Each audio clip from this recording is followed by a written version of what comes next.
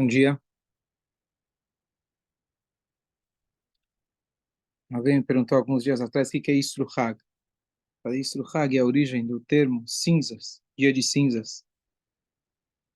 Uma comparação muito longe, que cinzas é usado para outras coisas, mas o dia não é o dia de ressaca, pelo contrário, é o dia que a gente pega a energia do Yom Tov e a gente leva com a gente para o nosso dia a dia. Então seria mais como uma ponte, não a ponte que você fica em casa dormindo, aproveita, mas a ponte do Yom Tov para o dia a dia. E a gente já emenda com o Shabbat esse ano, então que a gente possa realmente continuar se elevando cada vez mais. Não é que o Shavuot terminou, veio, foi embora, a gente leva o Shavuot com a gente. E a gente entra direto na paraxá da semana, que é a maior paraxá da Torá, a mais comprida de toda a Torá. Uma das coisas que fazem ela bem comprida é a repetição dos vários psukim, das oferendas que cada um dos líderes, príncipes das tribos trouxeram ao longo da inauguração do Mizbeach. E também nós temos duas outras parashot cumpridas dentro da nossa paraxá, que é a história da mulher de Sotá e o Nazir. Nossos sábios dizem, se alguém vê uma mulher de Sotá, se ele presencia, então está na hora dele virar Nazir, porque a mulher de Sotá é uma mulher que saiu do caminho, surgiu uma suspeita dela ter tido um relacionamento impróprio, e alguém que não fosse seu marido, e aí, se alguém presenciou algo disso, ele tem que yazir atzmominayan, deve se afastar do vinho. Significa que a pessoa deve se afastar da frivolidade, se afastar das festas, porque isso eventualmente pode trazer a pessoa para esse tipo de pecado. Depois que a pessoa fez isso, a pessoa volta para o seu dia a dia, a pessoa deve sim usufruir daquilo que a Hashem colocou para a gente no mundo. Então vamos focar hoje na história da mulher de Sotá. Entre Pesach e Shavuot, você tem um costume de estudar todo o Tratado de Sotá. O Tratado de Sotá ele tem 49 folhas e correspondem com os 49 dias que a gente faz a contagem que a gente terminou antes de Shavuot. O que tem a ver Sotá com essa época? Então, na verdade, a ideia de Sotá, uma das coisas é que Sotá, ela está representando, na verdade, o casamento que tem entre o povo de Israel e a Kadosh Baruch Hu. O homem é Hashem, nós somos a mulher. O que significa Sotá? Sotá, ish que tiste estou, um homem, que a sua mulher era tiste. O que significa tiste? Vem da palavra stut. O que significa stut? Uma bobeira. Hã? Tolice. Tolice, uma tolice. Daqui nós sábios concluem no Talmud, eles dizem a pessoa só faz uma transgressão da vontade de Hashem quando entra nele um espírito de tolice, uma bobeira. Um Yehudi não peca. Um Yehudi não tem por que pecar. Quando um Yehudi ele peca, mesmo quando ele justifica de maneira lógica, a verdade ele perdeu a noção naquele momento. Muitas vezes acontece quando a gente erra, faz algum erro, depois a gente se toca e fala, opa, foi uma besteira que eu fiz. Como que eu fui capaz de fazer uma coisa dessas? Então, aquele momento que você foi dominado pelo instinto, isso é chamado kitiste. Quando a pessoa ele sai, realmente ele se desvia do caminho daquilo que Hashem ele quer dele. E aqui tem uma pergunta interessante que o Rebbe fez no Masihá, que é a seguinte: como que começa essa história da Sotá? Então, um homem ele vê, Deus nos livre, que a sua esposa ela está saindo demais com fulano. Talvez até se escondeu, esteve a sós com fulano. Então, o homem tem a obrigação de advertir a sua esposa. Então, ele fala, olha, se você se esconder com um fulano, você está sobre aviso. Se, de fato, duas testemunhas verem que ela se uniu com aquele homem, sem ver o ato, mas ver que estavam sozinhos, isso era suficiente para que ela fosse levada ao templo e fizesse um teste com ela. Como que era o teste? Tinha que beber essas águas amargas, nessas águas tinham sido escritas o nome de Hashem e apagadas, a tinta foi apagada dentro dessa água, ela bebia, e conforme os sintomas que ela apresentava, ela poderia até inflar, até Hasbe Shalom padecer, isso seria prova ou não dela ter tido uma relação proibida. Se a mulher confessar, ela fala, olha, eu fiz, então uma vez que eu não tenho testemunhas que viram o ato, então ela não é passível de morte, apesar de ser um pecado dos mais graves, mas ela vai receber o seu guet e não vai receber nenhum dos direitos da ketubá. Então tudo que os sábios tentavam fazer foi tentar fazer com que ela confesse. Isso é muito melhor do que fazer com que ela apague o nome de Deus, que isso é um passo muito drástico. Então, eles tentavam fazer com que ela confesse. Então, o que acontece? A pergunta é, no nosso relacionamento com Hashem, o que significa que a gente foi lá e se escondeu? A proibição começa quando a mulher se escondeu, esteve a sós com a outra pessoa. Como que a gente pode esconder de Hashem? O Passuca, ele diz, vani loreno, se uma pessoa se esconder nos seus esconderijos, você acha que eu não vou ver? Não tem como eu fugir de Hashem. Então, o que significa a pessoa se esconder de Hashem? Os pecados são como cortinas que separam a gente de Hashem. Boa. Então, Hashem, você não vai se esconder de Hashem. Hashem não vai conseguir deixar de ver você, mas você pode se esconder de Hashem. Tem uma coisa que sim, tem um lugar que você pode, entre aspas, se esconder de Hashem. Tem um lugar que Hashem fala, naquele quarto eu não entro. Qual que é? Ein anivehu. O orgulho da pessoa é aquele que, entre aspas, claro que Hashem vê tudo, mas ele diz, naquele lugar onde a pessoa é orgulhosa, eu não consigo morar com aquela pessoa. Então, no sentido bem mais sutil da coisa, mais uma lição, o que significa que a pessoa que ele pode se esconder de Hashem é quando a pessoa tem orgulho. O que a pessoa então pode fazer? O que a gente pode aprender da Sotá se uma pessoa ela é orgulhosa? E todos nós, a base de todos os nossos erros é no nosso orgulho. Então, se a gente mente para encobrir, a gente deixa o nosso orgulho tomar conta da gente. Esse é o problema do Yetzer Hará. A maior presença do Yetzer Hará é esse ego. O que é o ego? O ego é a ilusão de que Hashem não está aqui o tempo todo. Isso quer dizer o ego. Se eu soubesse e percebesse que eu estou o tempo todo dependendo de Hashem, não tem ego. O ego é a ilusão que eu estou separado de Hashem. O que a pessoa, então, tinha que fazer? Então, na verdade, a lei, usando ainda a analogia da mulher de Sotá, se o marido, ele fala, sabe o quê? Eu perdoo a minha mulher.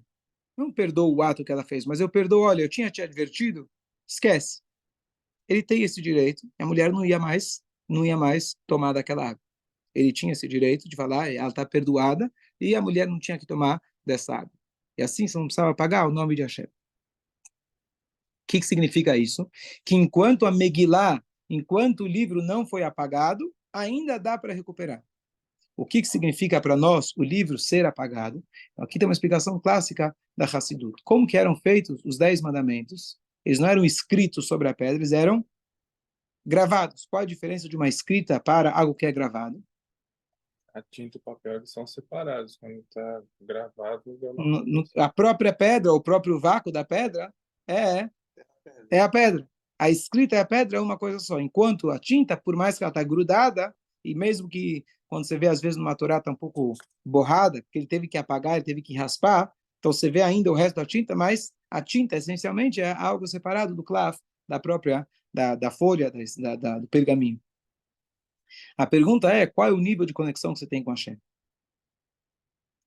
Será que o teu nível é que tem você e também eu sou judeu? E também eu faço mitzvot? Ou as mitzvot fazem parte da minha essência? Então, é claro que as mitzvot fazem parte da essência do Yehudi, mas a pergunta é, a que ponto, a que nível você conseguiu interiorizar aquelas mitzvot? Rabino Davi falou aqui, uma explicação muito bonita, na noite de Shavuot, falou que a gente sabe que as duas tábuas, elas tinham o mesmo peso.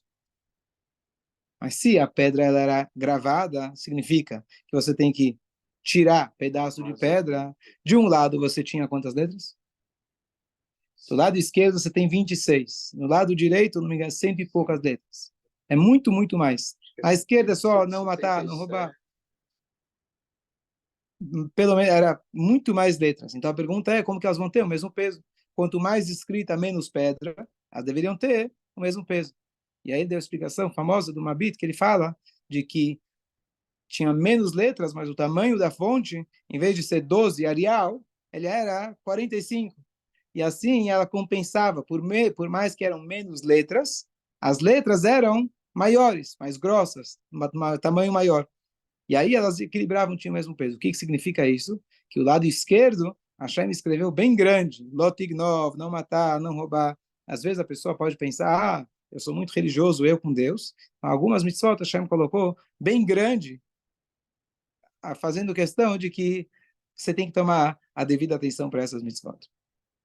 Então são pequenas em quantidade, mas fortes em qualidade. Então o que acontece? Qual é a maneira, então, para um Yehudi ele conseguir, entre aspas, esse perdão de Hashem? O que significa o perdão de Hashem? O orgulho faz parte da gente, o ego faz parte da gente, mas é uma coisa que é difícil da gente lidar com ele. Eu lembro muitos anos atrás na Yeshiva, já comentei essa passagem, que eu estava, como eu perguntei, fui ter uma reunião particular com o meu Rosh Yeshiva, e eu perguntei para ele como que a gente lida com orgulho. Como que a gente lida com orgulho? Por que acontece com orgulho? Quanto mais você foge dele, mais ele vem atrás de você. Porque agora, além de tudo, além de ser um sábio, estudioso, grande cumpridor de mitzvot, eu ainda sou humilde. Como você consegue a humildade sem você se tornar mais orgulhoso por ser humilde? Se humildade é uma virtude, eu tenho ela também. Então, qual que é a resposta? Então, ele falou para mim, deu um exemplo muito bonito, que ele falou, quando alguém está numa guerra, se você é o soldado de uma guerra, você não tem tempo para parar e pensar em você mesmo. Você está focado na sua missão.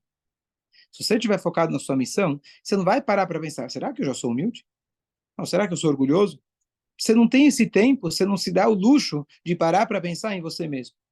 E é isso aqui que o Rebbe está dizendo. Ele fala que o que significa que um Yehudi ele ainda pode conseguir o seu perdão. Como a pessoa pode abrir espaço dentro de si mesmo para Hashem sim residir nele, é quando ele se une completamente com a escrita. Não que ele simplesmente pratica o judaísmo. Eu sou um judeu praticante. O judaísmo é parte da essência dele. Ele entende, ele começa a cumprir as mitzvot com êxtase, com alegria, onde a mitzvah é parte dele. Eu vi uma vez uma descrição muito bonita. Eu lembro do que é um Yehudi. O que é um Yehudi? Não questões técnicas. Alguém que nasceu de um ventre. O que é um Yehudi? Ele falou, ele viu uma vez um Yehudi correndo na rua para chegar a tempo do Mincha. Aí você vê o Yiddishkeit dele. Ele poderia chegar um pouquinho depois, o que vai acontecer?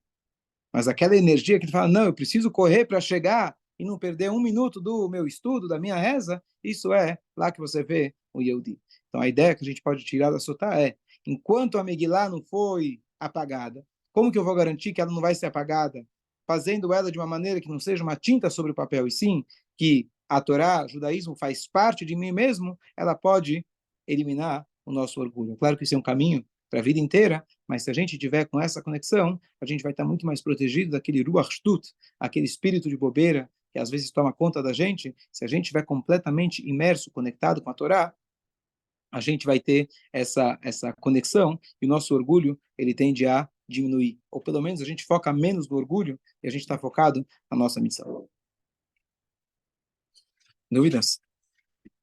Eu quero saber, Rabino, vamos dizer, no caso da Sotá, se a Sotá realmente todo mundo sabe que ela é culpada, mas o marido, mesmo assim, ele fecha o olho e fala, não, Tudo bem.